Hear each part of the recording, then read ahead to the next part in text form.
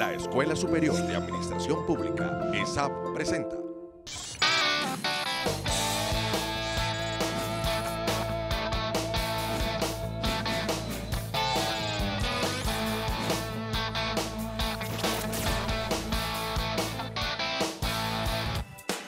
La ESAT, en asocio con el Departamento Administrativo de la Función Pública, DAF, realiza el diplomado en temas de control interno. Con ese se busca capacitar, actualizar y mejorar las destrezas de los jefes de control internos de la rama ejecutiva del orden nacional. Esta capacitación es muy importante y forma parte de los programas de gobierno de la actual administración que ha establecido dentro del Plan de Desarrollo Nacional de Desarrollo la importancia de la Escuela Superior de Administración Pública en la capacitación a nuestros servidores públicos. En este caso, la capacitación cobra notable importancia porque se trata de los jefes de control interno de nuestras entidades del orden nacional. Orientar y actualizar la función pública de los jefes de control interno es de vital importancia en materia de contratación, bienestar social y de recursos humanos, ya que trae beneficios en la implementación de este sistema. Dentro del contenido que tenemos en este momento para la capacitación se abarcan temas tales como los delitos contra la administración pública, porque los jefes de control interno debemos, por una circular, propiciar escenarios de denuncia. Destacamos también el tema de contratación pública y todo lo que tiene que ver con cada uno de los temas de la administración.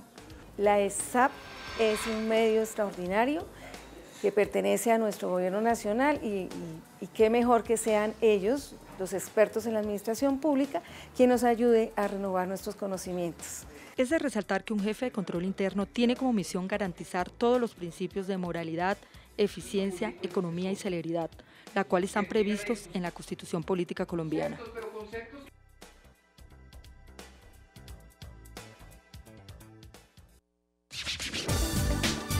Capacitar, actualizar y mejorar las destrezas de los jefes de control interno de la rama ejecutiva nacional es de vital importancia en materia de contratación, bienestar social y de recursos humanos. Es lo que resaltaron los capacitadores del diplomado en control interno realizado por la ESAP en asocio con el Departamento Administrativo de la Función Pública. Hola, ¿qué tal? Bienvenidos a Administración Pública en Acción, la teleconferencia de la Escuela Superior de Administración Pública, una propuesta pedagógica en el quehacer misional de la institución. Iniciamos con noticias de esta entidad. Aquí están para ustedes los sucesos ESAP. La Escuela Superior de Administración Pública y entidades como la Procuraduría, Fiscalía, Universidad Santo Tomás y Universidad Central participaron en el tercer Congreso Internacional de Investigación, Innovación para el Buen Gobierno y el Servicio a la Ciudadanía.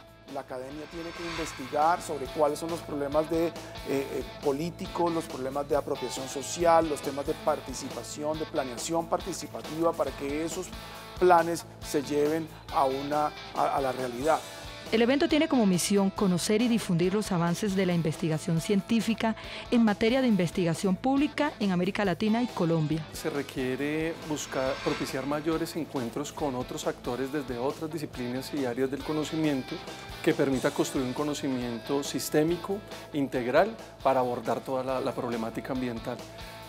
Considero que debe haber una línea muy fuerte en ciencias ambientales como una ciencia que emerge, que empieza a conectar las ciencias humanas y sociales, las ciencias jurídicas y el mundo de la ingeniería con las ciencias exactas para hacer una apuesta de ese mundo del cual dependemos. El tercer Congreso de Investigación en Gestión Pública busca constituir un espacio de encuentro académico que permita comprender el nivel de avance alcanzado por la gestión pública, en donde la investigación es la base fundamental para lograr acercamientos y modelos estratégicos en los diferentes sectores. La ESAT y el Centro Latinoamericano de Administración para el Desarrollo, CLAD, realizaron el curso internacional Innovación en el cumplimiento de los objetivos de la gestión pública. Hay que cambiar los mitos y los paradigmas en el sentido de que en lo público la innovación es correr riesgos innecesarios. En todo el continente estamos experimentando una necesidad de que el Estado sea cada vez más eficaz, que le podamos presentar mejores resultados a la gente, a los ciudadanos, que podamos cumplir mejor con nuestro papel como gestores del desarrollo, y allí la innovación es absolutamente esencial. Durante el curso se desarrollaron talleres de formación orientados a la generación de las condiciones económicas, institucionales, sociales y culturales, idóneas para la generación de capacidades y competencias en los ciudadanos, con especial énfasis en los servicios públicos. La innovación la entendemos como un proceso permanente. También la innovación la entendemos no como formas de hacer cosas nuevas, sino formas de hacer las cosas eficientes, es decir, hacer mucho más con mucho menos.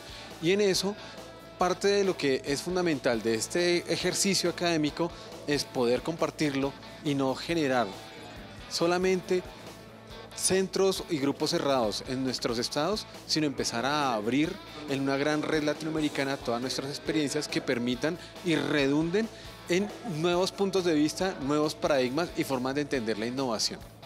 Y se trata, en esta ocasión, de comenzar la constitución de una red iberoamericana sobre innovación en la gestión pública con el apoyo de la ESAP y de otras instituciones internacionales que el CLAD vaya a propugnar. Para este evento internacional contamos con la participación de 27 participantes de 14 países iberoamericanos. Representantes de 15 países iberoamericanos estuvieron vinculados a los procesos de innovación y gestión del conocimiento. El tema de innovación es un tema que todos de alguna manera estamos empezando a construir, entonces es muy importante el compartir cada una de las opiniones, cada una de las sugerencias. Algunos están más avanzados y ya pueden aportar sus experiencias y sus metodologías. Y lo más importante, me parece, es la construcción de una red entre todos que pueda de alguna manera alimentarnos y en donde podamos seguir intercambiando experiencias sobre la acción, ¿no? Sobre la mejora de nuestros gobiernos. El curso internacional de innovación en el cumplimiento de la gestión pública estuvo organizado por el Departamento de Capacitación con el apoyo de Cooperación y Relaciones Internacionales de la ESAP.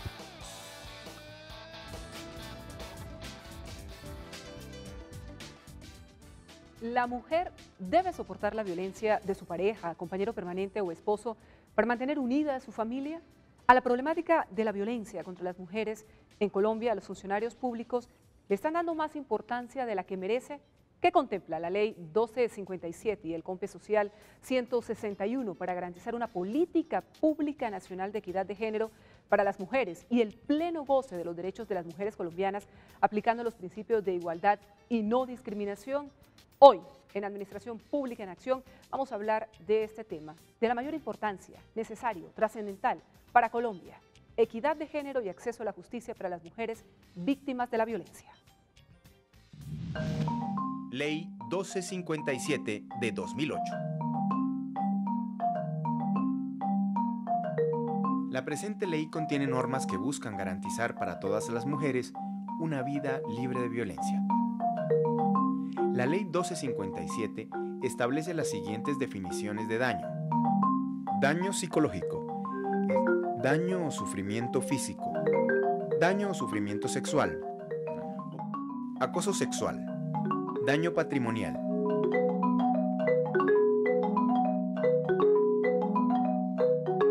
Las mujeres tienen derecho a una vida digna, a la integridad física, sexual y psicológica, a la intimidad, a no ser sometidas a tortura o tratos crueles y degradantes, a la igualdad, a no ser sometidas a discriminación, a la libertad y autonomía, al libre desarrollo de la personalidad, a la salud sexual y reproductiva y a la seguridad personal.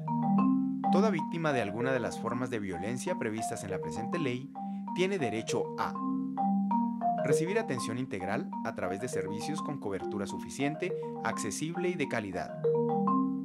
Recibir orientación, asistencia legal y asesoramiento jurídico gratuito, inmediato y especializado. Se podrá ordenar que el agresor asuma los costos de esta asistencia. Recibir información clara y completa, la cual brinde el conocimiento sobre sus derechos, mecanismos y procedimientos a su disposición.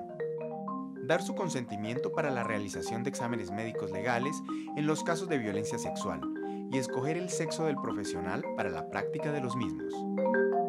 Recibir información completa sobre su salud sexual y reproductiva. Ser tratada con reserva de identidad al recibir la asistencia médica, legal o asistencia social. Recibir asistencia médica, psicológica, psiquiátrica y forense especializada e integral para ella, sus hijos e hijas. acceder a los mecanismos de protección y atención para ellas, sus hijos e hijas. La verdad, la justicia, la reparación y garantías de no repetición frente a los hechos constitutivos de violencia. A no ser confrontada con su agresor en cualquier momento administrativo o judicial, las mujeres tienen derecho a no conciliar.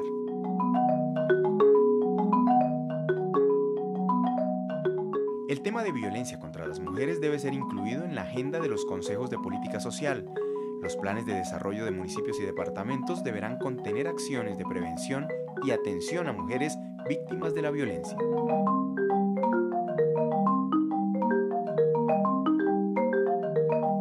Las mujeres que dentro de su contexto familiar sean víctimas de cualquier tipo de violencia, amenaza u otra forma de agresión, podrán pedir al comisario de familia del lugar de los hechos una medida de protección inmediata que ponga fin a la violencia o evite que ésta se realice. En las comunidades indígenas, afrodescendientes y los demás grupos étnicos, las obligaciones de la familia se establecerán de acuerdo con sus tradiciones y culturas, siempre que no sean contrarias a la Constitución política y a los derechos humanos. Las mujeres tienen derecho a medidas de atención. La autoridad, en coordinación con las demás entidades competentes y con posterioridad a la emisión de alguna medida de protección, otorgará las medidas de habitación, alimentación o transporte a la mujer víctima de violencia cuya vida, salud e integridad se vean afectadas por permanecer en el lugar donde habita. Las empresas promotoras de salud y las administradoras de régimen subsidiado prestarán los servicios de asistencia médica, psicológica y psiquiátrica a las mujeres víctimas de violencia, a sus hijos e hijas.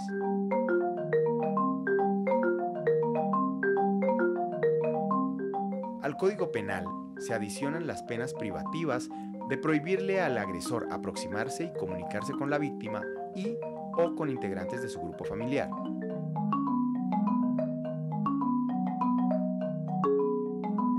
La Consejería para la Equidad de la Mujer, la Procuraduría General de la Nación, la Defensoría del Pueblo y representantes de organizaciones de mujeres conforman el Comité de Seguimiento a la implementación de esta ley. Las violencias contra las mujeres son un delito, una violación a los derechos humanos, un asunto de Estado. Rechaza todas las formas de violencias contra las mujeres.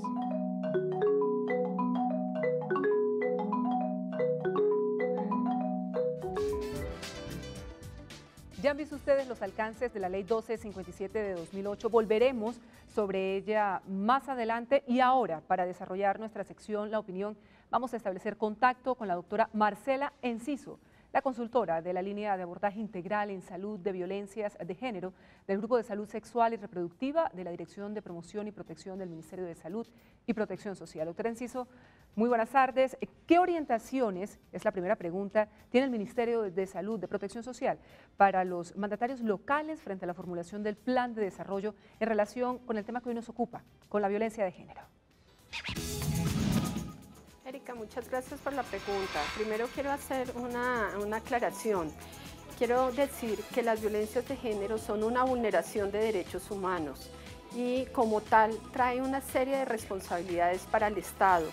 En este sentido también es importante mencionar que es un evento en salud pública y por eso es que el sector salud está liderando ciertas estrategias. En este marco es preciso mencionar que uno de los fines del Estado es garantizar la protección de los derechos y es por eso que las entidades territoriales deben generar unos programas para prevención, atención y restablecimiento de los derechos, los cuales deben tener recursos para su ejecución y continuidad y estos deben ir en armonía con las políticas nacionales. ¿Cuáles políticas? Las políticas públicas que hay actualmente como el Plan Decenal de Salud Pública, como la Política Nacional de Salud Sexual y Reproductiva, como la Política de Equidad de Género, como la Estrategia de Embarazo Adolescente 2015-2021, como el programa el Plan para una Vida Libre de Violencias y algunas disposiciones normativas como son la 1257, que es por el derecho a una vida libre de violencia para las mujeres, y la 1639 del 2013, que nos trae medidas de prevención y protección para las víctimas quemadas con agentes químicos, esta modalidad que actualmente nos está subiendo y que tenemos un deshonroso tercer puesto a nivel mundial, y por eso es que hay que erradicar estas violencias de género. Doctora Enciso, ¿es necesario impulsar algún mecanismo de coordinación para este tema a nivel territorial, para abordar las distintas formas de violencia de género en el país?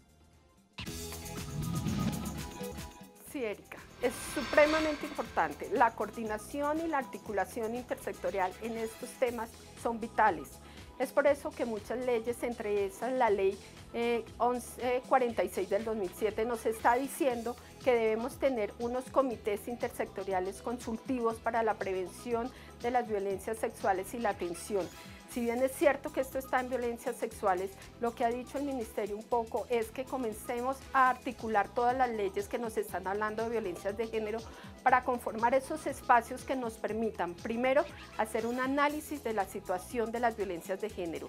¿Qué es esto? Es poder interpretar en el territorio qué es lo que está pasando con las violencias de género, hacia dónde debemos esforzarnos por recursos, por intervenir, cuáles son los agresores, dónde se están presentando, cuáles son las horas en que más se presentan, cuál es la situación, cuáles son los factores protectores que tenemos en este marco, y efectivamente en ese mismo espacio debemos hacer ese plan de acción intersectorial que supere la sectorialidad y que me dé respuesta a lo que efectivamente yo visibilicé en la situación de violencia, además de hacer esos procesos y procedimientos de atención que son lo que llamamos nosotros rutas locales, entre múltiples cosas, pero por eso es vital la coordinación intersectorial. Claro. Ahora, doctora Enciso, ¿qué otras estrategias y acciones dentro de su plan de gobierno pueden contemplar los mandatarios locales para el abordaje integral de las distintas formas de violencia de género, entendiendo ese abordaje integral desde la promoción de una vida libre de violencia para las mujeres hasta la atención de estas mujeres que se han convertido en víctimas? Bueno, aparte de las ya nombradas un poco, que son estos programas de prevención y atención y la misma articulación intersectorial, hay dos importantes que podemos resaltar. Una es fortalecer la capacidad de la autoridad sanitaria. ¿Por qué es importante esta autoridad sanitaria? Porque es el sector salud primer sector donde me están llegando las víctimas de violencias de género, y la responsabilidad de los profesionales en salud es bien importante porque son ellos quienes me van a activar a todo el sector, a toda la intersectorialidad para garantizar el restablecimiento de derechos. Eso por una parte. Por la otra estrategia que quisiera mencionar para dejarlo un poco claro es el seguimiento al abordaje integral de las violencias de género, y esto quiere decir que nosotros debemos mirar efectivamente cómo se está comportando esa atención que se debe brindar a las víctimas de esta violencia y comenzar a hacer una formulación de planes de mejora que yo pueda comenzar a medir y que estén en desarrollo con los lineamientos nacionales. Acá es importante mencionarles que sobre esto ya hay metodología a nivel nacional y que el Ministerio de Salud y Protección Social está en total disposición para hacer asistencia técnica. Doctora Marcela Enciso, consultora de la línea de abordaje integral en salud de violencias de género del Grupo de Salud Sexual y Reproductiva de la Dirección de Promoción y Protección del Ministerio de Salud y Protección Social. Muchas gracias por haber aceptado esta invitación de la Escuela Superior de Administración Pública de la ESAP. Bueno, quiero agradecerles este espacio que le permite al Ministerio de Salud y Protección Social acercarse a ustedes, a todos los servidores públicos a nivel territorial, a los candidatos y a las demás personas que están interesadas efectivamente en la lucha para erradicar estas violencias de género. Además de decirles que el Ministerio de Salud está en completa disposición para acompañarlos en esos procesos que ustedes quieran comenzar a construir a nivel territorial. Estaremos pendientes. Gracias. Pues bien, las distintas formas de violencia contra las mujeres son una problemática compleja, dinámica, que, como se ha analizado, está basada en el ejercicio desigual de poder entre hombres y mujeres y se constituyen, podríamos decir, en esa expresión de desigualdades, de discriminaciones de género propias de una cultura patriarcal, de un imaginario colectivo que se ha venido afianzando de manera desafortunada en nuestro país y hay que decir, en todo el mundo. Esto no es un tema solo de Colombia. Para desarrollar esta temática vamos a presentar a nuestro panel, a nuestros invitados e iniciamos con la doctora Marta Ordóñez, consejera presidencial para la equidad de la mujer, quien ha sido periodista durante más de 18 años, concejal también de Bogotá, desde donde lideró desde el Cabildo Distrital importantes acuerdos para afianzar los derechos de las mujeres, de la niñez. La doctora Ordóñez ha sido reconocida por trabajar en contra del abuso infantil, a favor de los derechos de las mujeres en las distintas zonas del territorio nacional, destacada además con la Orden Civil al Mérito en el grado Cruz de Gran Caballero en el año 2011 por su trabajo en favor de la niñez y nominada también al Premio Cafán a la Mujer en el año 2013. Doctora Marta Ordóñez, es un gusto que esté con nosotros en Administración Pública en Acción. Muchísimas gracias. Un saludo muy especial y pues bueno, aquí estamos con la Consejería Presidencial para la Equidad de la Mujer y significa, ahora que usted recordaba todo ese tema que he venido trabajando en estos últimos años, esto significa un reto también para mí como activista por esos derechos fundamentales desde el 2002 trabajando niñas, niños y adolescentes y mujeres por supuesto, pero ahora dedicada también pues a las mujeres mayores de 18 años en nuestro país que sufren tanta pero tanta violencia de toda índole y pues aquí estamos al frente trabajando de la mano con las organizaciones de mujeres, con la cooperación internacional, el gobierno nacional absolutamente comprometido con todos estos temas, entonces pues aquí estamos. Trabajando de la mano, eso es absolutamente clave porque este es un trabajo conjunto, no podemos darle la espalda y hacer como si de repente no nos interesara porque es una realidad que nos afecta a todos porque está poniendo en tela de juicio la importancia de la sociedad, el nivel de la sociedad, si es que realmente estamos avanzando frente a este tema de la violencia de género, de cómo frenarla, de cómo atacarla y erradicarla. Pues a través del sistema de antenas satelitales de la ESAP vamos a establecer también contacto en la ciudad de Pereira con la consultora en derechos humanos de las mujeres, docente de ESAP, la doctora Claudia Cecilia Ramírez. Ella es abogada, especializada en derecho público, derechos humanos, investigadora, docente en las áreas de derechos humanos con énfasis en derechos de las mujeres, políticas públicas para mujeres, justicia de género y no violencias contra las mujeres, mujer y conflicto armado, derecho internacional humanitario y formación para la participación política y social. Profesora Ramírez, bienvenida a Administración Pública en Acción. Un saludo desde Bogotá. Buenas tardes, muchas gracias por esta invitación a participar. Un saludo desde la zona cafetería. Volveremos más adelante con usted. Regresamos ahora a este punto de nuestro estudio para darle la bienvenida a la cuota masculina, que a mí me parece fundamental, doctora Ordóñez, que existan estos debates sobre las distintas formas de violencia de género, de violencia intrafamiliar, de violencia de pareja. Es clave conocer la opinión masculina en estos asuntos de equidad de género. Ese es el doctor Vladimir Garzón, docente de SAP, consultor en procesos de planeación y evaluación de políticas públicas, que nos acompaña en el día de hoy. Él es administrador público de la Escuela Superior de Administración Pública, especialista en planificación del desarrollo regional, magíster en estudios políticos latinoamericanos. Qué bueno que nos acompañe, que esté con nosotros, doctor Vladimir, para darnos su opinión, sus conceptos muy valiosos como hombre y, claro, como especialista, que es también importante. Bueno, muchísimas gracias por la invitación. Seguimos porque vamos a finalizar en esta presentación en la ciudad de Medellín. Mire qué interesante, nuestros invitados están totalmente descentralizados porque en cada región hay distintas formas de violencia contra las mujeres y el fenómeno se analiza desde distintas perspectivas. Pues en Medellín nos acompaña en la sede territorial Antioquia Chocó la doctora Patricia Willis Gómez. Ella es la secretaria de las mujeres de Antioquia, trabajadora social, especialista en gerencia del desarrollo social y ciencias sociales humanas, activista muy reconocida de los derechos humanos por las mujeres, directora de la ONG Mujeres que Crean e integrante de la Ruta Pacífica de las Mujeres, que es un grupo muy premiado que realiza un trabajo verdaderamente importante a favor de las mujeres víctimas del conflicto armado en el país. Doctora Willis, qué gusto que esté con nosotros. Bienvenida a Administración Pública en Acción. Muy buenas tardes, muchas gracias por esta invitación para hablar un tema que es crucial en el desarrollo del país, como es el tema de la seguridad para las mujeres, tan fácilmente abordado y comprendido desde sus diferentes dimensiones, un tema que nos debe implicar a toda la sociedad, todos los actores sociales y políticos, porque no nos corresponde solamente a las mujeres buscarle las salidas y soluciones cuando es un problema de orden público y de salud pública. Muchísimas gracias por esta invitación.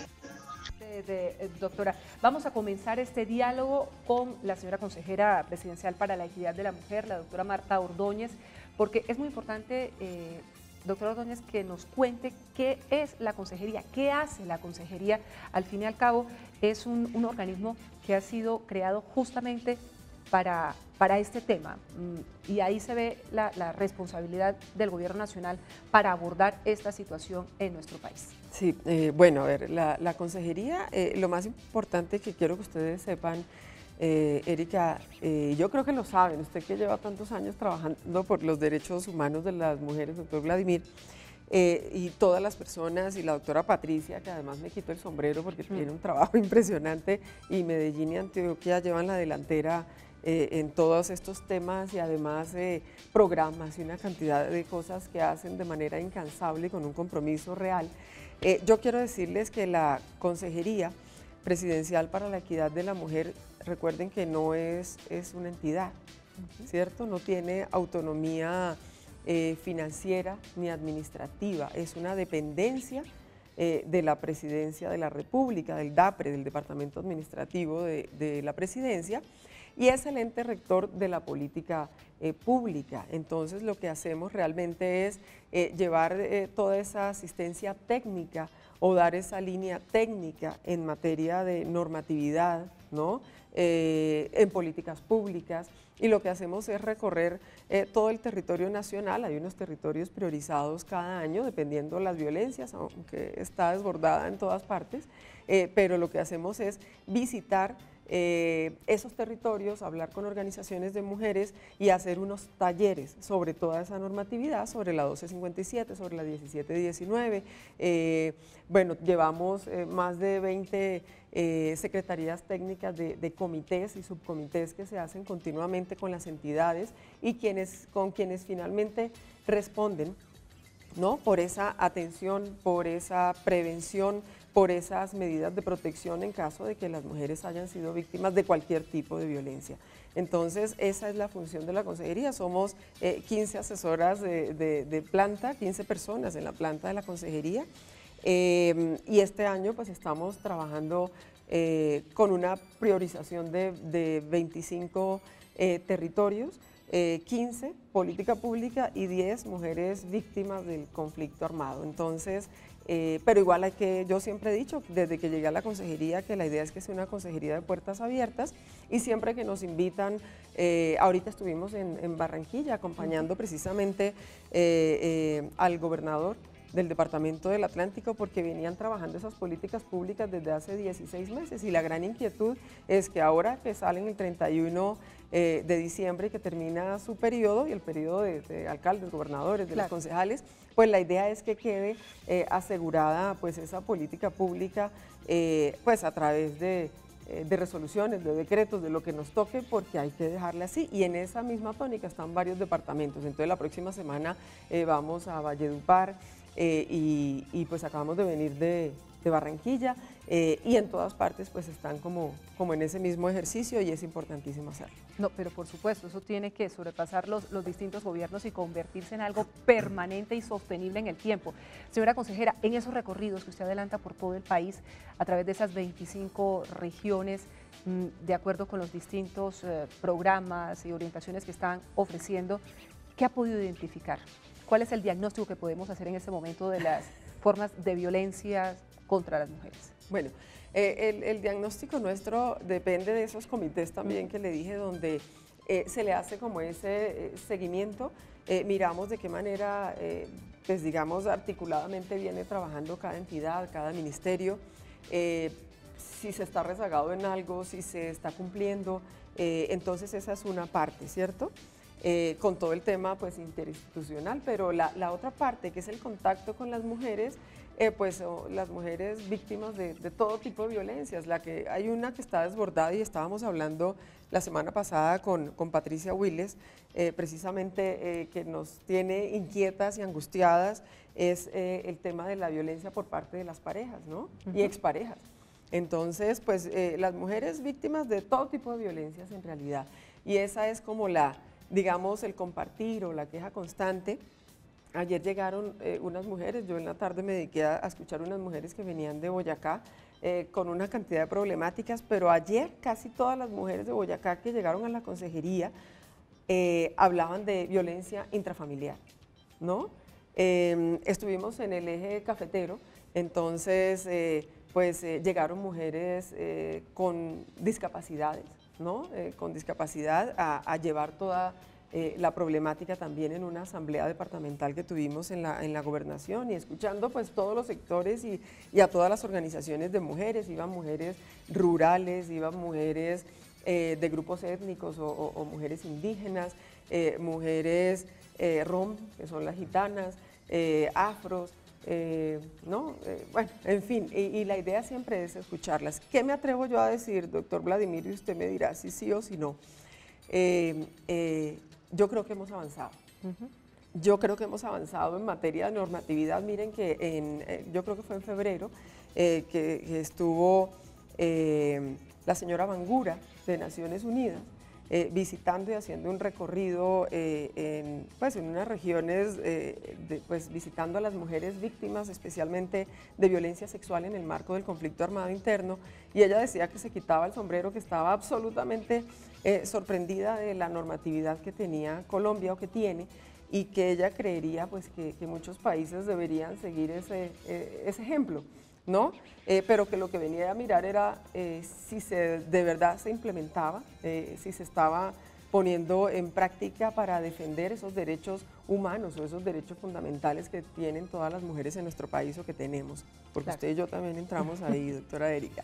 Entonces, yo me atrevo a decir que sí hemos avanzado en materia de política pública, en esa normatividad. Ya hablamos muchísimo más de promover la denuncia, que es lo más importante. Antes eso no se hablaba. Cuando yo empecé a trabajar este tema, sobre todo violencia sexual, en el 2002, pues casi que ni siquiera los medios de comunicación hablaban de los temas. Ahora sí, ahora uno ve un noticiero, escucha un noticiero en radio o en televisión o el periódico y ve 2, 3, 4, 5 noticias de niñas víctimas de violencia sexual, la niña de 11 años embarazada, la mujer que muere a manos del ex esposo, cosas que nos duelen, que nos indignan, que nos preocupan, pero yo sí me atrevería a asegurar que hemos avanzado. Y existe la gran duda de si se han aumentado los casos o es que esto está siendo más visible en este momento. Esa duda se mantiene. En ese sentido, doctor Vladimir Garzón, porque es clave que justamente, como dice la consejera presidencial, estemos hablando en nuestra sociedad, en esta Colombia de 2015, de estos temas, de equidad de género, de acceso a la justicia para las mujeres víctimas de estas formas de violencia. Porque es clave hablar de violencia hacia la mujer, de equidad de género hoy. Miren, doctora Marta, Erika, América Latina y el Caribe es una de las regiones del mundo donde prolifera con mayor énfasis, con mayor prevalencia la violencia hacia la mujer. Es innegable ese hecho en términos estadísticos, pero en la región latinoamericana y el Caribe, Colombia es uno de los grandes aportantes por encima del promedio de este tipo de violencias. En Colombia comparte junto con países como México altísimas cifras y digamos que es muy importante identificar que la violencia en nuestra cotidianidad hacia la mujer es parte de la práctica, de las creencias, de lo que configura la forma. ¿Un tema cultural? Es cultural, es arraigado, es indudable que institucionalmente se han presentado avances, pero los televidentes que están viendo este programa, nosotros que estamos aquí interlocutando, lo hacemos solamente porque tenemos un principio fundamental de empatías, porque tenemos unas configuraciones mentales y neuronales que nos permiten estar de acuerdo, que construir un lenguaje. Ahora, la normatividad, la política pública solamente se va a poder aplicar si somos capaces de introducirnos en esas conductas, en ese marco comportamental de los individuos y de alguna manera vamos a poder cambiar en contextos familiares, en contextos barriales, en organizaciones, en la empresa, en el colegio, en organizaciones cotidianas y en espacios públicos y en las familias, ese tipo de comportamientos, no solamente de hombres hacia mujeres, sino también, ojo, de mujeres entre ellas respecto de la defensa de sus derechos. En esto considero que parte de los avances importantes que ha tenido Colombia han estado relacionados con una experiencia, Patricia en Secretaría de Antioquia, sí, Secretaría para las Mujeres de Antioquia, y es cómo promover entre las mujeres ese reconocimiento, la necesidad de identificar sus derechos, pero no llevarlos hasta ahí solamente, sino cómo avanzar en términos institucionales, cómo ponerse de acuerdo en escenarios programáticos y electorales como los actuales, eso es fundamental decirlo. Esta es una coyuntura en la cual las mujeres es importante que empiecen a interlocutar y a ejercer presión para que en algún momento también la política pública se vea permeada por su punto de vista, se vea permeada presupuestalmente también por lo que implican sus necesidades, y para que también las capacidades de los servidores públicos también se vean presionadas y se vean incididas también por la necesidad de no llevarlo solo el tema de la mujer a la retórica, sino convertirlo en una práctica permanente y que eso se manifieste en acciones públicas concretas. Doctor Garzón, en ese sentido hay que acotar lo siguiente. El año pasado, según Medicina Legal, más de 1000 mujeres fueron asesinadas, fueron víctimas de feminicidios en el país. Ese año, el presidente Juan Manuel Santos sancionó la ley llamada Rosa Elvira Cel, atendiendo esa... sí, claro, que aumentó a 41 años como mínimo el feminicidio en nuestro país. Es decir, se están dando una serie de respuestas, se están visibilizando los casos, los medios de comunicación están comprometidos, se están adelantando espacios de este tipo, pero ¿cómo modificar eso que usted bien señala, que también alguna vez lo hemos hablado con la consejera presidencial, ese imaginario de que seguimos siendo una sociedad que tolera esas formas de violencia contra las mujeres? Porque de alguna u otra manera, desde la infancia, estamos inculcándole a nuestros niños unas actitudes machistas que marcan, hay una subordinación de la mujer, las diferencias absolutamente entre los niños y las niñas. Los niños hacen esto, las niñas hacen aquello. ¿Cómo empezamos? Bueno, ya hemos empezado. ¿Cómo lo afianzamos? ¿Cómo hacemos? Yo recuerdo hace poco en un municipio de Cundinamarca estábamos hablando acerca de políticas de emprendimiento.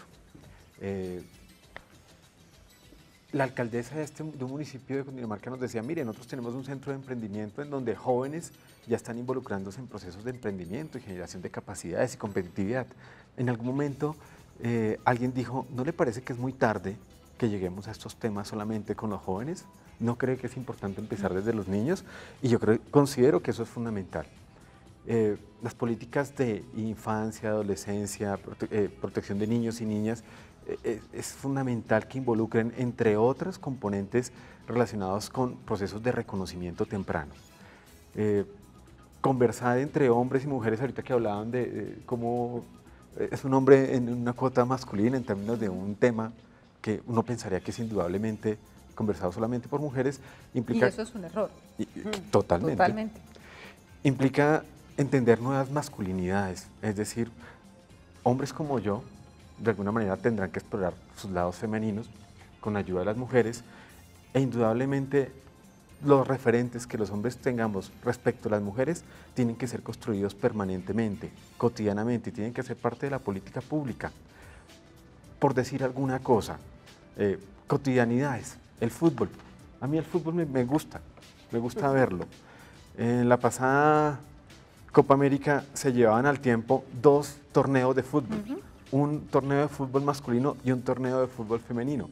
El torneo de fútbol masculino, indudablemente, el mercado lo estaba respaldando y tenía todos los patrocinadores. La atención de todos. Claro. Sí. Y mi pregunta era, ¿en qué canal están transmitiendo los partidos de las mujeres que están jugando?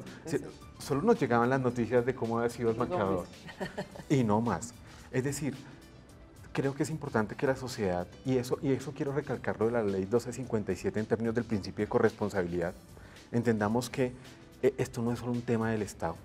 Esto no es un tema solamente de entidades públicas. La política de defensa y protección de los derechos de la mujer y la equidad de género nos corresponde a todos, en la cotidianidad, a hombres, a mujeres, en todos los niveles sociales, bajo todos los niveles de escolaridad, que los puede dificultar en algunos términos en su interlocución y comprensión, sí, y ahí viene el rol del Estado.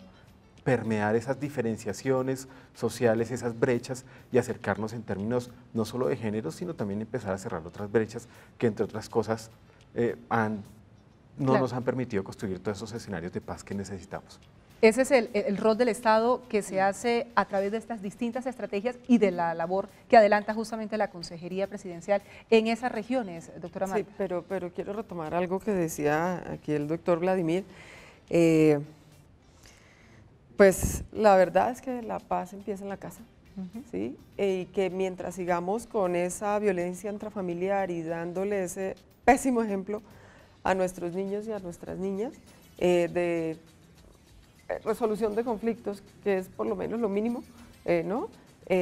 Por eso es que ellos cuando llegan a los jardines infantiles, a los colegios, y en algún momento lo hemos hablado usted y yo, Erika, pues por eso es que llegan las notas, ¿no? Que mordió a la niña, que le pegó a la profesora, que le dijo la palabrota a alguien del colegio o a sus compañeras o a sus compañeros, y qué es lo que vive, cuál es la cotidianidad o el día a día de ese pequeñito o de esa niña en la casa. Pues violencia, maltrato, irrespeto, si hay un abuelito y ve que pues lo tratan mal, lo ignoran, hay negligencia, pues cómo va a crecer ese niño o esa niña. Entonces por eso esos imaginarios y ese cambio de actitud y ese cambio de chip, pues en realidad empieza, yo diría, en esas generaciones nuevas, ya los que están maduritos y que crecieron. Ahora, no podemos generalizar, porque no todos los hombres son así, pero hay bastantes que sí. Entonces, pues la idea es seguir compartiendo pues todas las herramientas y lo que tenemos para seguir trabajando, para prevenir, para decirle a las mujeres, ahora que usted hablaba de emprendimiento, que me parece clave, importantísimo, porque cuando una mujer está preparada, ¿no? Cuando una mujer sabe defenderse en la vida, pues no va a aguantar maltrato, no va a agachar la cabeza, no va a permitir que abusen, que toquen a sus hijas, que las violenten a ellas, que les falten al respeto, porque no va a tener ningún temor de salir a luchar y a sacar adelante ese hogar y esos hijitos, que es el mayor problema, además de pues cuando se reciben amenazas y pasan tantas cosas.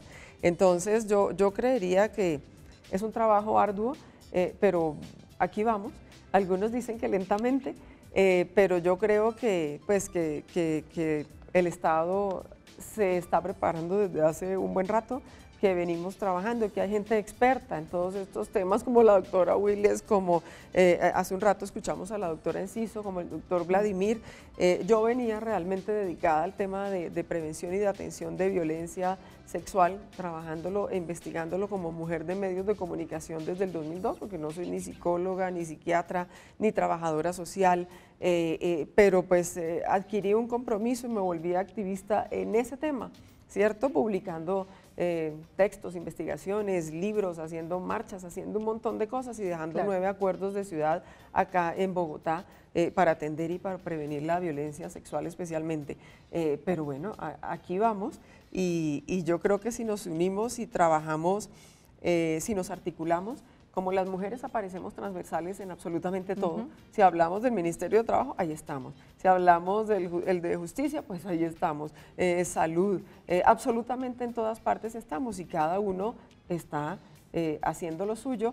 Hay oficinas de género en cada una de las entidades. Estamos trabajando en este momento y yo sé que usted lo vio en el plan de desarrollo donde aparece fortalecido el tema de mujer rural, por ejemplo, y cómo el Ministerio de Agricultura va a tener una oficina, una dirección, ¿no? Para atender específicamente a las mujeres rurales.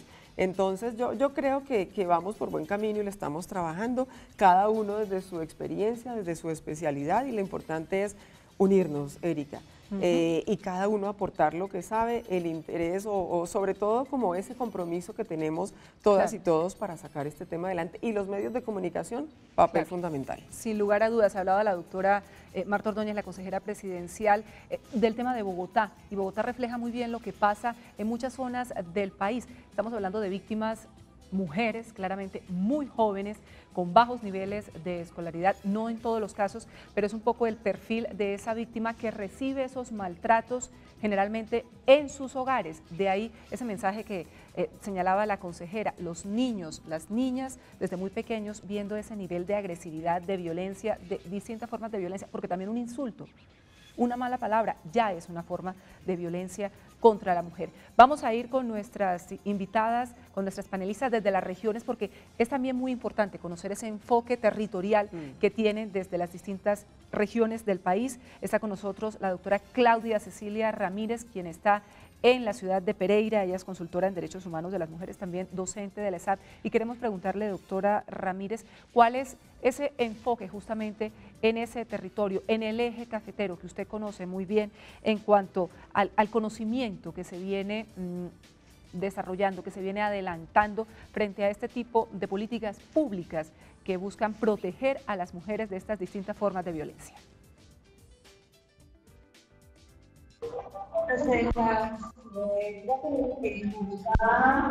A pesar de que se piensa que refleja lo que pasa en el país, realmente yo pienso que son dos mundos. Tengo la posibilidad de comparar porque pues viví un tiempo largo en Bogotá, trabajé allá, y lo que encuentro es que en Bogotá hay pues mucha más institucionalidad. En las regiones todavía hay unas grandísimas debilidades desde la institucionalidad. Los comisarios y comisarias de familia trabajan con las uñas.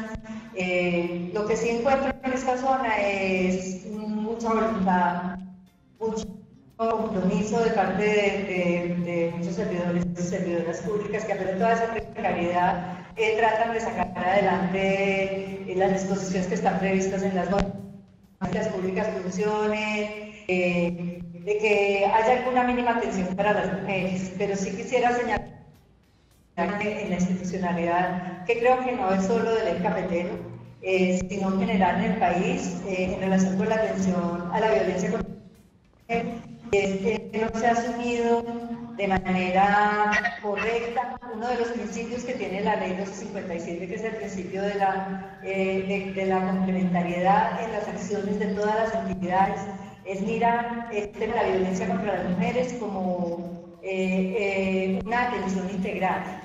Hemos tenido unos problemas de comunicación, pero bueno, desafortunadamente no nos quedó muy claro este mensaje que nos ha ofrecido la doctora Claudia Cecilia Ramírez desde Pereira.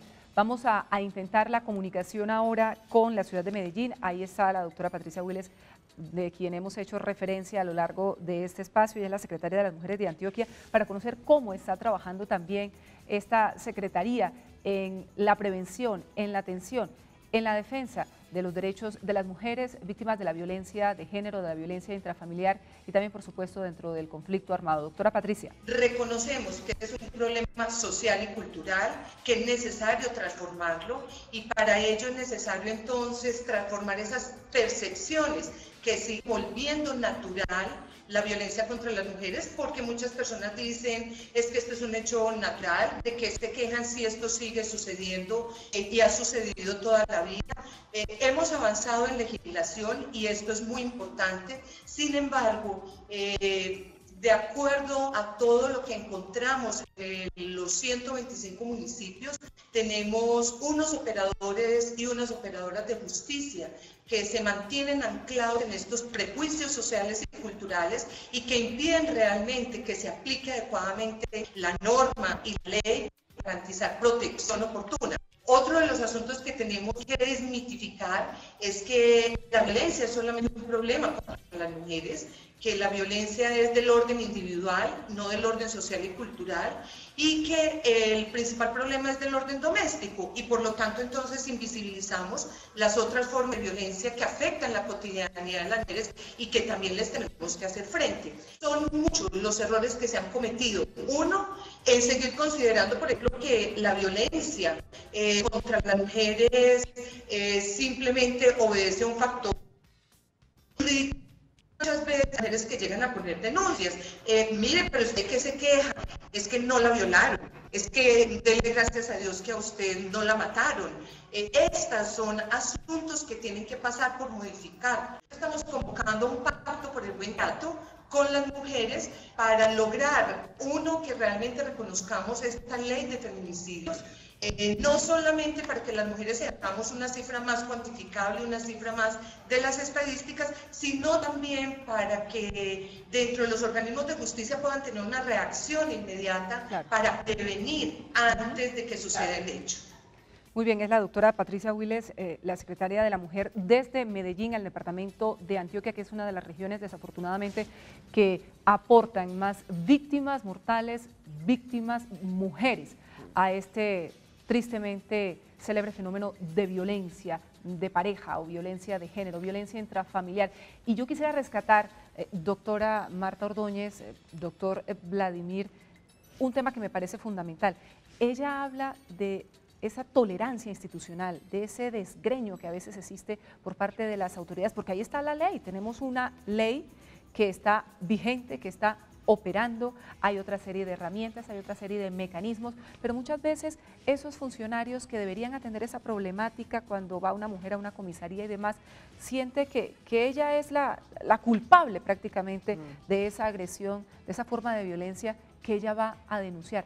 ¿Cómo seguir frente a esas tristes realidades que existen en distintas regiones? Y cuando la localidad es más pequeña, el territorio es más distante, pues cada vez más invisibles las mujeres frente a estos hechos que van a denunciar. Sí, nosotros desde la Consejería Presidencial para la Equidad de la Mujer recibimos hace unos meses el resultado de un estudio o una encuesta de tolerancia, ¿no?, hacia precisamente la violencia contra las mujeres, y se hizo en 10 ciudades. Esto ya se había hecho hace 5 años y la verdad es que esa tolerancia hacia las violencias se mantiene, ¿no?, por parte precisamente de los funcionarios públicos que tienen que creerles, que tienen que recibir las denuncias, que tendrían que protegerlas para evitar precisamente eso de lo que hablábamos hace unos minutos, que llega la mujer y que potencialmente es puede ser una víctima, ¿no?, fatal, inclusive por parte de esa pareja o expareja que la persigue, que la amenaza, que la asedia, que la golpea, que le hace tantas cosas, que viola esos derechos fundamentales de esa mujer, y que finalmente pues no pasa nada, no se le cree, no se actúa, no. Entonces, ese estudio de tolerancia es absolutamente preocupante porque sigue apareciendo que la mujer que es víctima de violencia sexual, cuando llega pues a denunciarlo, a pedir que se investigue o a solicitar inclusive un examen físico forense en medicina legal, en ese momento dice, ¿y usted iba vestida así? ¿Y usted llevaba ese escote? ¿Y usted llevaba esa falda tan corta? ¿Pero cómo se le ocurre? Antes no le hicieron más, ¿cierto? Entonces, eso se sigue presentando en realidad. Y bueno, y muchísimas otras cosas que aparecen en ese estudio. No solamente se hizo a funcionarios públicos, a sociedad, a la comunidad, a todo el mundo. Se hizo porque era importante también conocer qué pasa con esos hombres, qué pasa con las familias, qué pasa con el entorno de las mujeres, y ahí hablamos pues que somos todos, ¿no? Y es preocupante y se mantiene y seguimos, algunos siguen pensando de esa misma manera, entonces eso sí es gravísimo. Yo quería hacer referencia, y ya me imagino que a propósito de esa tolerancia ya va a hablar el doctor Vladimir, pero la doctora Ramírez desde Pereira hablaba de lo que alcancé a escuchar y a entenderle ahí, es que en Bogotá hay más institucionalidad, pero en Bogotá también, por el tamaño de la ciudad, por los millones de habitantes que tenemos, pues aparecemos con una cantidad de problemáticas increíbles, y yo quería compartir esas cifras, pero obviamente, doctor Vladimir, pues aparecen con mayores violencias de género, pues las ciudades donde pues hay más habitantes, ¿cierto? Y aparece Bogotá, según Forensis de Medicina Legal, con más reportes de violencia por parte de las parejas y exparejas contra las mujeres, con 8.402 casos, Medellín 2.400, mire la diferencia, 8.402 casos, Medellín el año pasado 2.496, Cali 1.676 casos, Barranquilla 1.349, pero entonces son las ciudades pues capitales y son de las más grandes, ¿no? Y donde hay más habitantes y donde hay mayor problemática. Entonces, es cierto, siempre se dice eso de Bogotá, de la capital del país, pero es importante también mirarlo, y pues ahora que escuchábamos a la doctora Willes, pues tenemos solamente 9 secretarías de la mujer en el país y necesitamos que ahora que estamos en plena campaña electoral, necesitamos que esos nuevos gobernantes, ¿no? Los nuevos alcaldes, los nuevos gobernadores, trabajen. El mismo Consejo de Bogotá, cuando yo estuve en el Consejo, hablo de los mismos consejos de las ciudades, de los municipios, cuando yo estuve en el Consejo de Bogotá trabajamos por esa secretaría, por la creación, por el presupuesto y por tratar de tener una Secretaría de la Mujer para la capital del país absolutamente fortalecida, ¿no? Entonces eso hay que trabajarlo y eso hace parte también de esa etapa que estamos surtiendo, que estamos trabajando de más mujeres, más democracia con el Ministerio del Interior y con la Mesa de Género de la Cooperación Internacional, donde estamos hablando de todas estas fases. La primera pues era la inscripción, ya eso se surtió, ya lo que fue, tuvimos el 36.5% de mujeres inscritas del total, ¿no?, de esas inscripciones. Claro. Ahora estamos en la etapa de que se incluyan tanto por parte de los candidatos y las candidatas el tema de género, ¿no?, las mujeres, cómo prevenir y atender esas violencias. Y la última fase sería planes de desarrollo y ahí tendríamos que aumentar el número de secretarías de la mujer en el país. Es urgente y es importantísimo. Frente a lo que comentaba la consejera presidencial, hay que decir, por ejemplo, en el caso de Bogotá, donde viven más de 8 millones de personas, estamos hablando de alrededor de 4 millones de mujeres, un poco la proporción es esa, 50-50, quizá un poquito más de mujeres. Hay 6 casas refugio frente a toda esta gran cantidad de hechos de maltrato, 6 casas refugio, y se está en este momento buscando en el Consejo de Bogotá precisamente que sean por lo menos 20, porque la ciudad está dividida en 20 localidades. 6 casas refugio que han atendido más de 1000 mujeres en el último año, parece muy poco cuando se registran 118 víctimas, el año pasado 118 víctimas mortales en la ciudad de Bogotá y más de 25.000 mujeres víctimas de distintas formas de violencia en la capital del país. Decía la consejera presidencial, doctor Vladimir Garzón, algo que me llama mucho la atención, y es que esos nuevos mandatarios territoriales deberían incluir dentro de sus planes de desarrollo cuando se produzcan las elecciones y demás posterior a este proceso electoral al que estamos convocados todos los colombianos el próximo 25 de octubre, deberían incluir como una de sus prioridades este tema, pero generalmente es la seguridad, la movilidad, obras de infraestructura, muchos otros asuntos los que verdaderamente, claro, la violencia de las calles es lo que más agobia, pero también una forma de violencia terrible es esta violencia intrafamiliar y debemos decir con franqueza, no es una de sus prioridades. Mira, tú me haces una pregunta bien interesante. Tú dices, los candidatos deberían incluirlo en sus programas de gobierno. Mi pregunta sería, ¿por qué tendrían que hacerlo?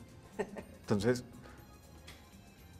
parece ser muy cínica mi contrapregunta, pero es fundamental entender que si un candidato a un cargo de elección popular no encuentra una presión social o su electorado no le hace una exigencia directa respecto a la necesidad de incluir este tema en su programa de gobierno y en su plan de desarrollo, seguramente no lo va a hacer. Esa era la segunda fase de la que hablaba. Hay que incluirlo, hay que hacer primero campañas, luego ya en esos, lo que es la parte del programa de gobierno, lo que ofrecen, pero luego ya en los planes de desarrollo, en el desarrollo de esas políticas públicas. Pero, claro, sí, pongámonos a pensar de por qué, y tú lo dices muy bien, hay muchas prioridades relacionadas con temas que siguen siendo fundamentalmente cruciales en el desarrollo territorial de los municipios. Por ejemplo, cada vez surge un nuevo reto, entonces estamos frente a los retos del cambio climático, ahora estaremos frente a los retos de qué vamos a hacer frente a un dólar tan costoso y un barril de petróleo tan barato, es decir, muchas cosas se van a tener que redefinir. En el marco de un proceso de paz también muchos términos institucionales y muchas estructuras se van a redefinir. Claro. Frente a las cifras forenses, yo quisiera hacer algo porque a mí me gusta mucho el tema. Y es pensar cómo está configurada la violencia en Colombia en términos de sus víctimas. Si uno mira el 100% de las víctimas mortales en Colombia, de las personas que son víctimas de violencias, más o menos entre el 10 y el 20% están relacionadas con el conflicto armado. Algo que es fundamental abordar y sin embargo nos está llevando mucha energía. La gran pregunta es, ¿y cómo vamos a alcanzar una real paz? Cuando le quedan casi 4 muertos de cada 10 que se dan en accidentes de tránsito donde en su gran mayoría se involucraba alcohol, y 5 más en los cuales se dan en ámbitos vecinales e intrafamiliares, y muchos de ellos son niños, niñas y son mujeres. Al menos 3 de estas víctimas serán mujeres. Entonces decimos, bueno, avanzamos en los diálogos, avanzamos en la construcción de la paz, bien. Ahora, ¿cómo avanzamos en los otros retos? Que me parece fundamental lo que dice Patricia Willes. Es decir, el feminicidio es una manifestación al final de un proceso acumulado de violencias. Una violencia económica, una revictimización psicológica, económica, sexual. Al final tenemos un resultado, el feminicidio. Ahora, ¿cómo lo abordamos? ¿Cómo promovemos otro tipo de prácticas?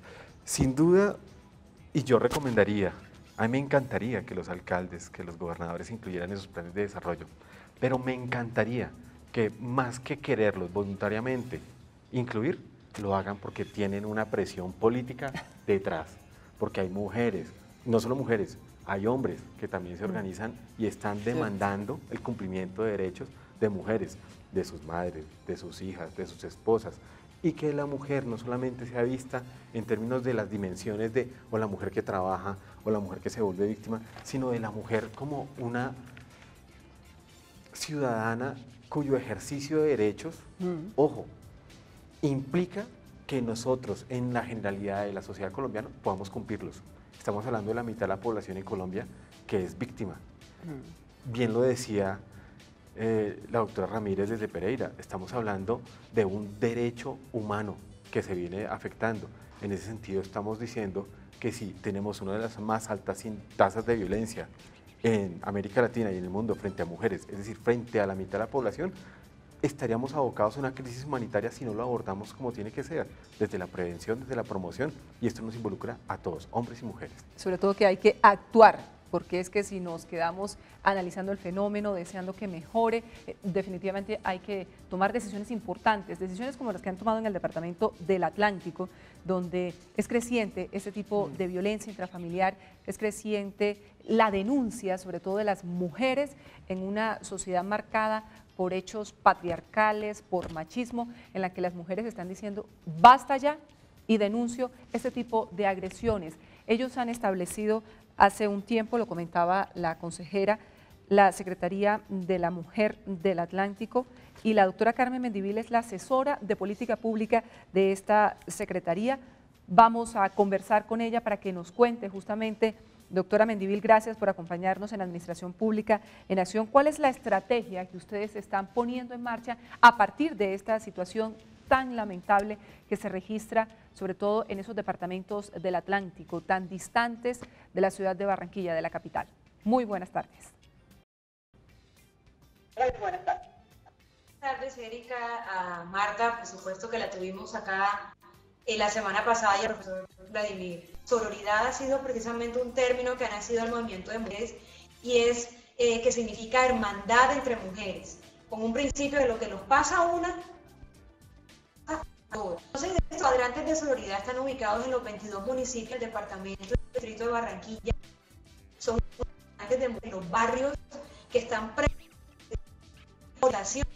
orientación y también a indicarles cuál es la ruta de atención institucional frente a algún tipo de violencia. Han sido mujeres formadas y capacitadas en una orientación inicial y primaria. Recordemos que, por ejemplo, los fines de semana, las noches, que no están abiertas las dependencias de protección y justicia, a las cuales las mujeres pueden depender, incluso las mujeres no vean estos grandes de sororidad. Son mujeres en los barrios y están ahí formadas para hacer atención inicial a mujeres que sienten vulnerados sus derechos. Qué importante lo que nos ha comentado la doctora Carmen Mendivil, la asesora de política pública de la Secretaría de Mujer del Departamento del Atlántico, consejera presidencial Marta Ordóñez, porque ella habla de una serie de elementos. La parte de esa hoja de ruta que deben seguir las mujeres justamente para poder denunciar, y una vez se realice esa denuncia, encontrar como el apoyo institucional para poder hacerlo. Aquí hay una línea, es la línea 155 de la que quiero que hablemos también, pero otro elemento que ella aporta es lo que estábamos conversando en un momento, que los hombres repiensen su masculinidad. Y yo que soy de Barranquilla, yo que soy Caribe, calcule usted, uno dimensiona ese hecho diciendo cómo habría sido nuestra vida más fácil y más sencilla desde la infancia si esos hombres cercanos hubieran repensado su masculinidad. Qué bueno que lo puedan estar haciendo en este momento, no solo en Barranquilla, sino en todas las regiones del país. Sí, es cierto, y nosotras desde la consejería estamos trabajándole al tema con hombres, además que saben mucho del tema de nuevas masculinidades, pero con mujeres. Venimos acompañando desde hace un rato He for She, y esa estrategia que está funcionando en el mundo, les cuento que donde menos hombres se han sumado, porque a través de las redes y bueno, hay una página y una cantidad de cosas, hay que inscribirse, ¿no? Y donde menos ha avanzado el tema de la inscripción de los hombres, pero desde niños inclusive. Yo hablé hasta en el colegio de mi hijo, que son puros hombres, para decirles a las profesoras que se sumen estos niños, estos adolescentes. Me parece importantísimo promover en ellos esas nuevas masculinidades, pero es urgente, porque esto no lo podemos trabajar nosotras solas, no es un problema, como lo dijo hace un rato una de ellas, de nuestras invitadas, que no es un tema solo de mujeres, de violencia entre las mujeres, entonces lo hablamos solo entre mujeres. Miren, yo quiero confesarles algo. Cuando estuve en el Consejo de Bogotá y me tocó en algún momento una ponencia porque se presenta mucha violencia en el transporte público y eso nos preocupa mucho y no debería ser. Entonces se hablaba de separar a las mujeres en unos buses o transmilenios rosados, ¿sí? Porque la idea era que no fueran con los hombres, que estuvieran separados. En Japón y en México países también. Sí, algunos países tienen esa estrategia. Y entonces, pero yo no estaba de acuerdo, pero además hubo algo tan increíble que me lo dijo en ese momento mi hijo, tendría 10, 11 años, y Juan Pablo me dice, mamá, no estoy de acuerdo, si nos separan en el transporte público o en los buses, a las mujeres y a los hombres para que los hombres no abusemos, no las toquemos, no las maltratemos, entonces tocaría, a mí me parece de más riesgo, un ascensor.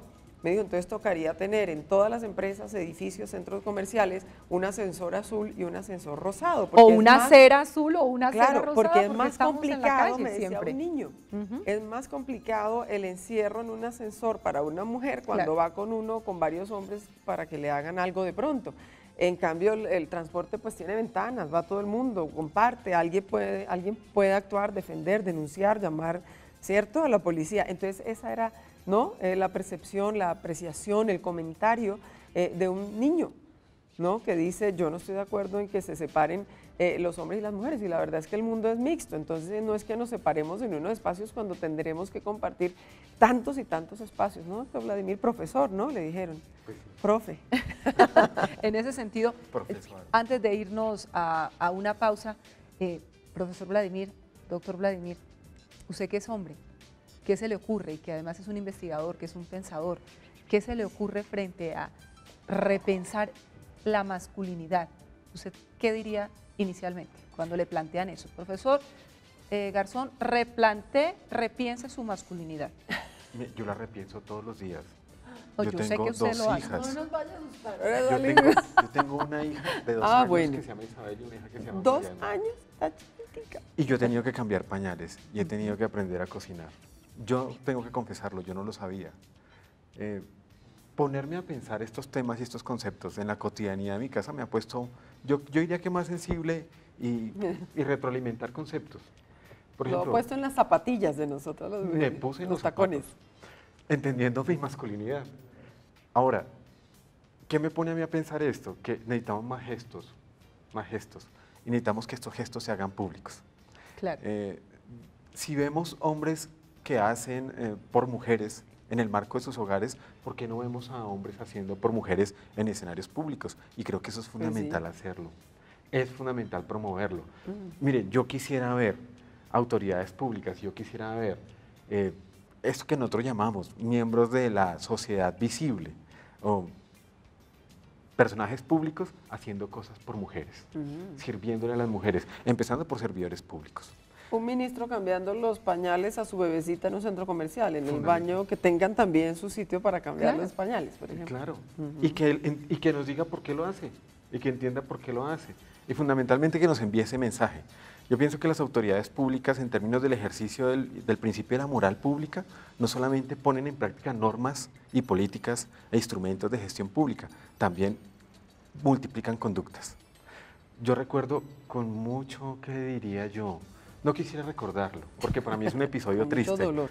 Cuando una senadora de la República, frente a un escenario en el cual un técnico de una selección de fútbol golpeó a una mujer, cuando es que ha habido varias, doctor sí. Ordóñez. Sí, cuando dijo, mire, si a mí me pegan es porque yo me lo merecía. A mí eso me pareció demoledor. Y yo decía, ¿qué tendríamos que decir ahora? Eso es revictimizar a las víctimas permanentes de maltrato en sus hogares, a las mujeres. Claro, al poco tiempo yo tuve que ir a una charla donde me encontré una mujer violentada y se acercó y me dijo, profesor, que a uno le peguen no hace parte del contrato matrimonial, ¿cierto? Eso no está dentro de la relación. Y yo pensé inmediatamente dos cosas. Para esta mujer está naturalizado el hecho de la violencia. Segundo, esta mujer no conoce de sus derechos. Claro. Tampoco tiene a la mano o a alguien cerca que le cuente o la apoye en términos de la comprensión de sus derechos y cuál es el alcance, cuáles son las rutas y los instrumentos institucionales. Y fundamentalmente, es una mujer que va a reproducir este tipo de conductas, que seguramente va a decir que esto hay que acogerlo con gran naturalidad, que casi que no habrá que decirlo, y seguramente tendremos que reproducirlo y seguirlo aceptando socialmente. Pienso que esto nos implica unos cortes generacionales fuertes. En algún momento la esclavitud estuvo instituida, en algún momento el apartheid se instituyó. Hasta la mitad del siglo pasado los derechos políticos y civiles de las mujeres eran un sueño en América Latina y en Colombia fundamentalmente. Yo he tenido jefes mujeres, muy buenas jefes, he tenido maestras mujeres, cosa que no se podría haber pensado hace 100 años. Yo lo entiendo, yo quisiera que esta sociedad en conjunto lo entendiera, pero eso nos implica, doctora Marta, ser muy creativos, construir nuevas formas de lenguaje.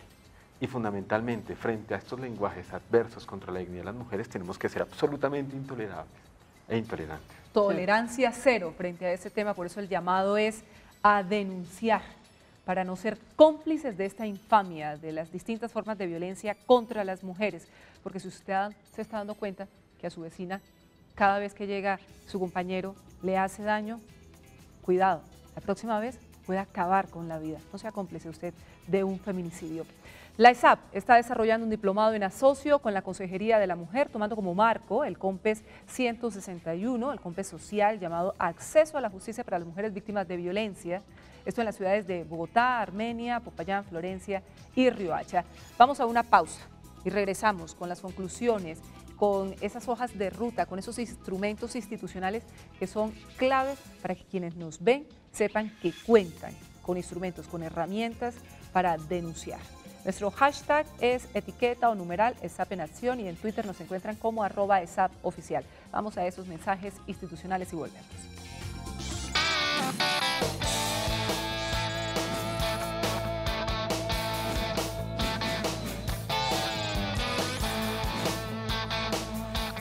¿Qué es Elijo Saber? Elijo Saber tiene como objetivo capacitar a precandidatos, candidatos y electos a cargos de elección popular para garantizar el éxito de los gobiernos. ¿Qué entidades participan? Participa de los cursos presenciales y virtuales que brinda la ESAP y Capacítate. Queremos que tú seas uno de los participantes. Queremos que tú elijas saber. Búscanos en la web. Elijo Saber. Candidatos formados, gobiernos exitosos. Escuela de Alto Gobierno. 17 años, contribuyendo a la formación, actualización y capacitación avanzada de altos funcionarios del Estado. Escuela de Alto Gobierno, un programa de la Escuela Superior de Administración Pública, ESAP, formando líderes para el buen gobierno. Que levante la mano el que quiera ser un buen gobernante. Inscríbete y prepárate para el llegar muy alto. ESAP, formando líderes para el buen gobierno. ¿Qué es Elijo Saber? Elijo Saber tiene como objetivo capacitar a precandidatos, candidatos y electos a cargos de elección popular para garantizar el éxito de los gobiernos. ¿Qué entidades participan? Participa de los cursos presenciales y virtuales que brinda la ESAP y Capacítate. Queremos que tú seas uno de los participantes. Queremos que tú elijas saber. Búscanos en la web. Elijo Saber. Candidatos formados, gobiernos exitosos. La efectividad de la administración pública se relaciona con hacer las cosas de la mejor manera, dando solución a los problemas públicos. La planeación estratégica permite proyectar las organizaciones en el tiempo para visualizar a futuro el cumplimiento de sus objetivos institucionales. La eficacia administrativa invoca a los servidores públicos a hacer los mejores esfuerzos para resolver las demandas o requerimientos ciudadanos, aplicando adecuadamente los esfuerzos y los recursos públicos. Escuela de Alto Gobierno, 17 años, contribuyendo a la formación, actualización y capacitación avanzada de altos funcionarios del Estado. Escuela de Alto Gobierno, un programa de la Escuela Superior de Administración Pública, ESAP, formando líderes para el buen gobierno. ¿Qué es el Hijo Saber? El Hijo Saber tiene como objetivo capacitar a precandidatos, candidatos y electos a cargos de elección popular para garantizar el éxito de los gobiernos. ¿Qué entidades participan? Participa de los cursos presenciales y virtuales que brinda la ESAP y Capacítate. Queremos que tú seas uno de los participantes. Queremos que tú elijas saber. Búscanos en la web. Elijo Saber. Candidatos formados, gobiernos exitosos. Que levante la mano el que quiera ser un buen gobernante. Inscríbete y prepárate para llegar muy alto. ESAP, formando líderes para el buen gobierno.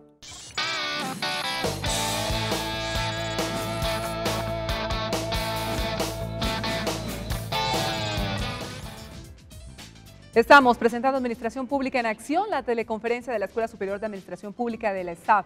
En la sede central de la ESAP aquí en Bogotá se está desarrollando, se los habíamos contado, un diplomado en asocio con la Consejería de la Mujer, tomando como marco ese COMPES 161 llamado Acceso a la Justicia para las Mujeres Víctimas de Violencia. Estamos ya a punto de cerrar este programa que ha sido muy interesante, en el que hemos conocido no solo la radiografía, el panorama. Doctora Marta Ordóñez, consejera presidencial para la equidad, de lo que está pasando con nuestras mujeres, sino que también estamos entregándoles herramientas para que conozcan sus derechos, para que sepan que hay leyes, para que sepan que hay instrumentos institucionales para que puedan tenerlos en cuenta y hacer visibles sus denuncias y sus situaciones, que el Estado está de su lado frente a esta situación que están afrontando en muchos casos desde hace muchos y muchos años, que ya no vale la pena seguir callando. ¿Qué pueden hacer las personas? ¿Qué pueden hacer las mujeres? Hombres también, que incluso se están dando cuenta de lo que está pasando con una mujer víctima de cualquier forma de violencia. Siempre denunciar y tener claro, pues, digamos, esas herramientas que tenemos al alcance de todas y de todos, porque no solamente podemos salvarle la salud física, mental o emocional y la vida a una persona que sea familiar, que esté muy cercana o que escuchemos todas las noches los gritos y la veamos con la nariz fracturada y con el ojo, ¿no?, afectado por los golpes o con hematomas, sino que es una responsabilidad de todas y de todos y hay que acompañar a las víctimas. Cuando por fin ellas se deciden a denunciar, a hacerlo público, a pedir ayuda, a pedir protección, pues eso hay que hacerlo. No nos podemos aislar ni quedar callados porque pues podemos salvar, como lo dijimos hace un rato, la vida de esas mujeres. Usted hablaba del diplomado de género y hablaba también del COMPES Social 161 de 2013 y pues ahí están contenidas esas políticas públicas nacionales de equidad de género, pero hay algo importantísimo, que es el plan para garantizar una vida libre de violencias. Y ahí también nosotros, para garantizar esa vida libre de violencias, lo que necesitamos es promover, como les dije, esa ley 1257, que es importante que todas las mujeres sepan, ¿no?, que existe. Hay mujeres que todavía no conocen, no saben. Me ha costado, y se lo dije el otro día, decir que las mujeres somos sujetas de derechos. ¿Usted cómo le suena esa palabra, sujetas? Pero tenemos derechos humanos, ¿cierto? Y eso es lo que tenemos que promover y decir una y otra vez y hablar no solamente con las mujeres, sino con las funcionarias y funcionarios públicos para que cumplan, ¿no? Simplemente porque esa es la realidad nuestra, esas son las herramientas, lo que tenemos al alcance todas y todos para prevenir y para atender esas violencias de género, y hay que hacerlo, es nuestra obligación. No puede ser que existan funcionarios que digan pues que no la conocen. Nosotros desde la consejería lo estamos divulgando y promoviendo, trabajando con muchísimos talleres en todo el territorio nacional siempre, pero pues hay que ponerlas en práctica, hay que usar toda esa normatividad para garantizar esos derechos humanos que tienen las mujeres en todo el territorio nacional.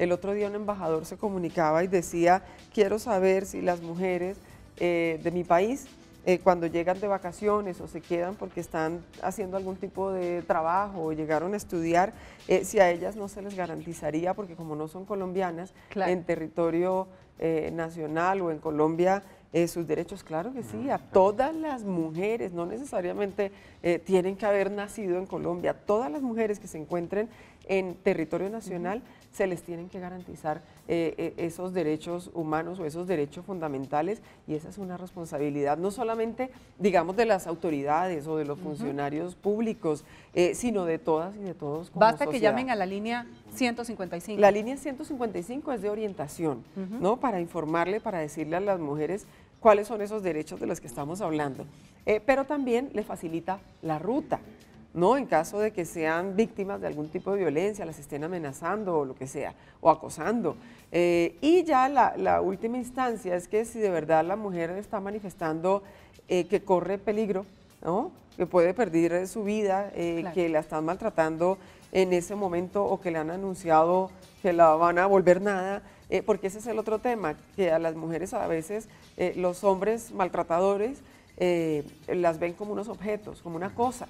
¿Sí? Claro. Entonces por eso es que terminamos en toda esa violencia terrible y en esos feminicidios, porque entonces el hombre piensa, si no es para mí, no es para nadie, entonces la desaparezco. Y es mía, ¿cierto? Para siempre. Exacto. En entonces, esta y en la otra vida. Le hacen a ellas, pero también intentan hacerse daño ellos, es más, a veces a sus hijitos también. No, entonces, esa línea 155, que funciona 24 horas al día, absolutamente gratis, todos los días de la semana, para brindar esa orientación y compartir toda esa normatividad y esos derechos fundamentales que tenemos cuando la mujer está en riesgo y ha sido amenazada, en muchas oportunidades, además, aunque con una sola vez es suficiente, claro, es suficiente. En ese momento la comunican o transfieren la llamada al 123, que son quienes en realidad pueden ir al lugar donde se encuentra esa mujer a hacer una medida de protección.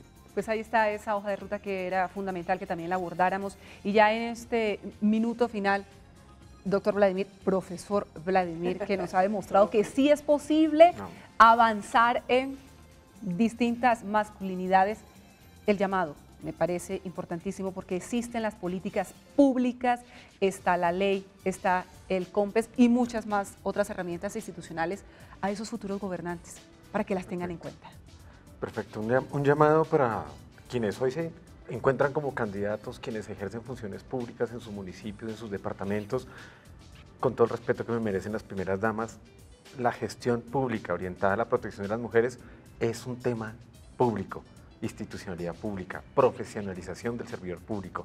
Es fundamental que empecemos a desarrollar instrumentos institucionales, instancias que son propias y apropiadas para la protección de las mujeres. Ojo, y que los derechos de las mujeres son un derecho en sí mismo, es algo intransable, por lo tanto no puede ser un favor ni se nos puede quedar en el anaquel como un accesorio de la administración pública. Es un evento y es un hecho fundamental, por lo tanto transversalizar la gestión pública en la equidad de género no solamente implica tener muy buenas relaciones con las secretarías, no solamente implica involucrar proyectos que tengan enfoques diferenciales en beneficio de las mujeres, sino también implica poder construir una política pública que en términos generales desde la nación se pueda irradiar hacia los departamentos y desde allí hacia los municipios e integrarnos todos. Yo estoy de acuerdo y creo que la consejería es una entidad que es clave hoy, es clave, es fundamental, porque no solamente pone en la agenda pública nacional el tema y la política nacional